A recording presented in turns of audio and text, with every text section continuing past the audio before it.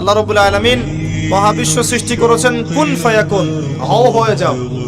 সূরা আম্বিয়ার 30 নম্বর আয়াতে আল্লাহ পাক বলেছেন আওয়ালাম ইয়ারাল্লাযীনা কাফার, কাফেররা কি লক্ষ্য করে দেখে না, আন্নাস সামাওয়াতি ওয়াল আরদা কানাতা রাতকান ফাফাতাকনাহুমা, কাফেররা কি লক্ষ্য করে দেখে না যে আসমান সমূহ এবং জমিন একটা বিন্দুর মধ্যে একত্রিত ছিল, আমি আল্লাহ এটাকে বিস্ফোরিত করে দিয়েছি, পৃথক করে দিয়েছি। এটা সায়েন্সের একটা থিওরির সাথে মেলে না? কোন থিওরি? তারা বলছে বিগ ব্যাং থেকে সব সৃষ্টি হয়েছে, আর আল্লাহ পাক বলছেন বিগ ব্যাং আমি ঘটিয়েছি। তাহলে চিন্তা যেখানে শেষ, আল্লাহ পাকের কুদরত সেখান থেকে কি শুরু। আমরা সীমাবদ্ধতা বুঝতে পারছি সায়েন্সের।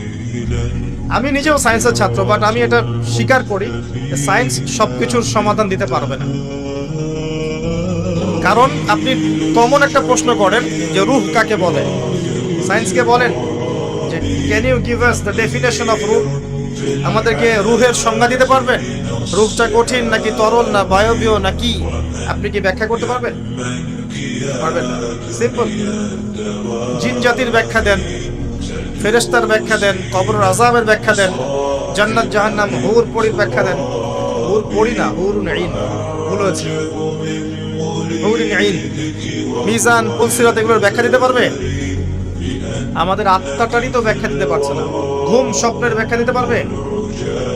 ঘুমন্ত অবস্থায় মানুষ হাসছে এবং কাঁদছে, কি জন্যে ব্যাখ্যা দিতে পারবে?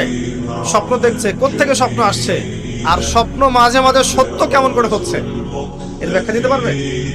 স্বপ্ন সত্যি হয় না?